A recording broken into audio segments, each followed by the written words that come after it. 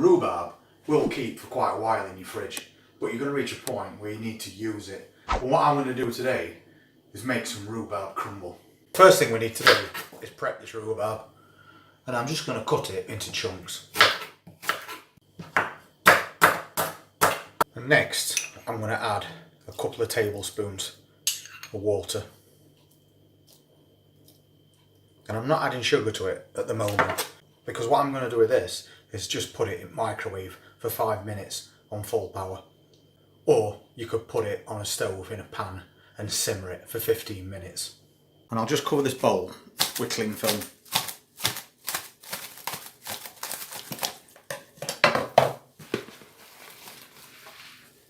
But I am going to leave a little gap at side so it can breathe.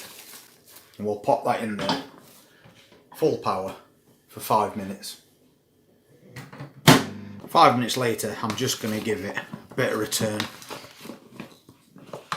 And you can see that it's now starting to break down. So just repeat that process until it's all cooked through the way you want it. If you don't want to do it in a microwave, pop it in a large pan and put it on a very low heat for around 15 minutes until you get something like this. And then add 100 grams of sugar. Depending on how much you're making, you're going to have to add that to your own taste. And we'll get that all stirred in. And at the same time, depending on what texture you want, you could leave it at that.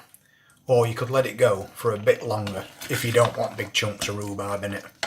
But we'll just incorporate that sugar, and that'll help this break down even more. You can see this is virtually cooked now. So we can pop that to one side and make us crumble. And for that we're going to need 140 grams self-raising flour and 85 grams of cold butter. And then using finger and thumb, we need to rub that together. And if it starts to melt and stick to your fingers, just run your fingers under cold tap and then start again. And again, depending on the size of the pie that you're making, you'll have to adjust the quantities to suit. And you can see now it's starting to break down. If you find that it starts to stick together as you're doing it, just add a little more flour.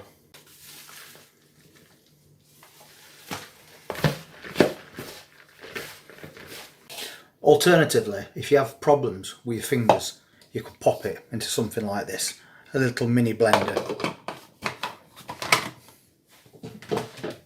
and then mix it that way. We've now got a perfect crumble topping. To that I'm going to add 50 grams of light brown sugar, and we'll give that a good mix. That's going to give us a nice crunch. Now we can put this crumble together, and you can either make one big one, but I'm going to make 2 individual ones. So we'll get that rhubarb put into each of these, and it's nicely broke down now. Don't forget to taste it to make sure it's sweet enough. And then I'm going to add that crumble topping. I'm going to pop those on a tray in case there's any spillage, because I did put quite a lot of rhubarb in these. We'll see how they turn out. But you want to pop them into a preheated oven at 180 and wait until you get a nice browning on top. And 20 minutes later, we've got 2 amazing looking rhubarb crumbles.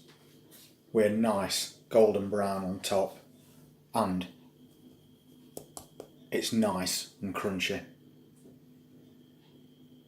Well, what can you say to that except they look amazing. They're also still quite hot.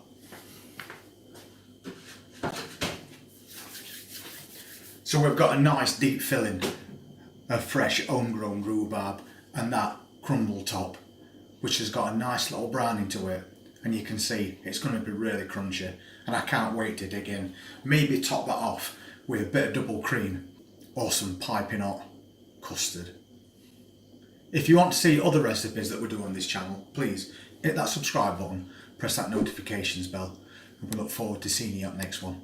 Take care.